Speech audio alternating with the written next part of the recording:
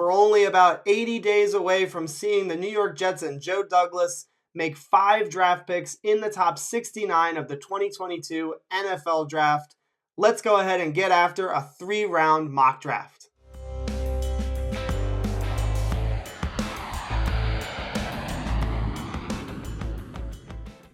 Before I get into the video, if I could get you to please jet up the like button, and if you're new here and you enjoy the content, please consider subscribing to the channel.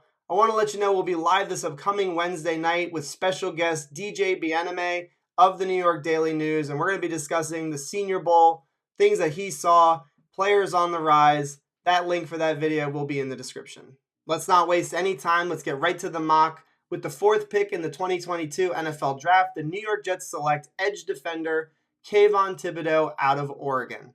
Now, I know what you're thinking. He's not going to be there. First of all, you never know. The NFL Draft is wildly unpredictable.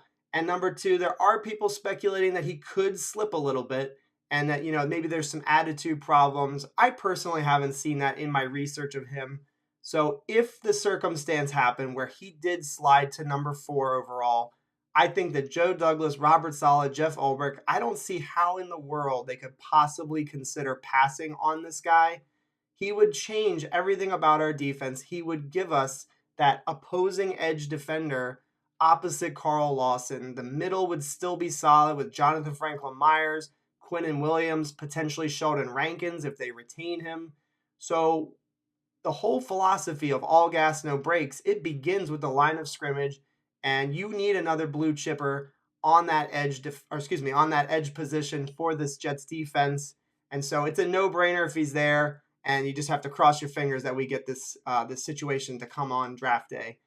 If it doesn't, I still like the idea of potentially drafting an edge defender like a George Karlaftis. With the 10th pick in the 2022 NFL Draft, I have the New York Jets selecting wide receiver Treylon Burks out of Arkansas. Size, speed, versatility. Some people look at his size and they say he is just an outside wide receiver, and that is definitely not the case. He has a lot of versatility. He can play on the outside. He can play in the slot. He was one of the best and most efficient slot wide receivers in all of college football in 2021. The production incrementally increased over his college career. So this is a guy who's working his butt off, trying to get better every single year. The question I ask is Garrett Wilson wide receiver 1 or is Treylon Burks wide receiver 1? Because to me, I think it's between those two right now. I'm starting to turn a little bit and starting to favor Treylon Burks a little bit more potentially. I still really like Garrett Wilson a lot. I still understand why people like him as he is a really good route runner. And maybe Treylon Burks has a little bit more to do in that regards, a little bit more, room to grow. But I think the upside is certainly there with Treylon Burks. And again, you're talking about a guy that can definitely replace Corey Davis when his contract is up. So Treylon Burks, Elijah Moore, I think that's a hell of a combo. So I make him the 10th overall pick, and I think Jets fans would absolutely love this draft pick. With the 35th pick in the 2022 NFL Draft, I have the New York Jets selecting interior offensive lineman Zion Johnson out of Boston College. Zion made a lot of money at the Senior Bowl. He's absolutely, in my opinion, a lock for the early 2nd round and potentially even a late 1st round pick here. Versatility. The one thing that comes up as a little bit of a red flag is he's a little bit on the shorter side. He is a shade under 6'3", but he's definitely got the size, the strength. And again, I talked about versatility in some of my other videos. Joe Douglas loves guys that have that on the offensive line. And so if he can play center, if he can play guard, I think Joe Douglas will absolutely love that. And this guy worked his butt off to get to the point that he's at. He started at Davidson College. This is an FCS team, not even an FBS team, and worked his way up and moved to Boston College and played really good football for them. Again, when you talk about the need for the New York Jets to continue to add weapons, to continue to add protection for Zach Wilson, I think that they have accomplished that with back-to-back picks here, adding Treylon Burks, adding Zion Johnson, and then we don't even know what they're going to do in free agency. So they could even go out there and add more depth and more starters to the offensive line. So I absolutely love this pick. I love Zion Johnson. I am really crossing my fingers that he can make it to pick 35. because I think if he is there, it's an absolute slam dunk for the New York Jets.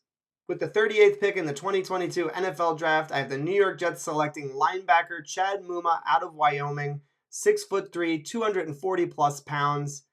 Think back to the 2021 New York Jets defense, and one of the biggest glaring issues that it had was being able to stop the run. And Robert Saleh was interviewed during a press conference during the season, and one of the reporters asked him quite literally, why is the run defense doing such a bad job? And he talked about linebackers not attacking, not going downhill, engaging in blocks, and closing running lanes quickly. And Chad Muma is excellent at not only doing that, but also getting off of his blocks. This is not just a coverage linebacker, and he can really help us to stop the run. He's going to play that Mike linebacker position. It allows CJ Mosley to stay on the outside spot.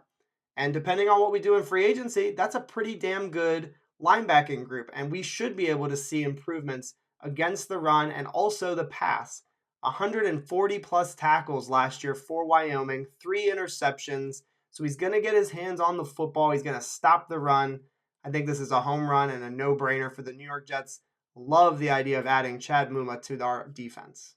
With the 69th pick in the 2022 NFL Draft, the New York Jets are going to select tight end Jeremy Ruckert out of Ohio State. You look at the career stats, he had just over 50 receptions, just over 600 yards, 12 touchdowns during his college career, and people are wondering, what's the big deal with this guy? Where's the production? That's not enough. We need a guy who can make plays.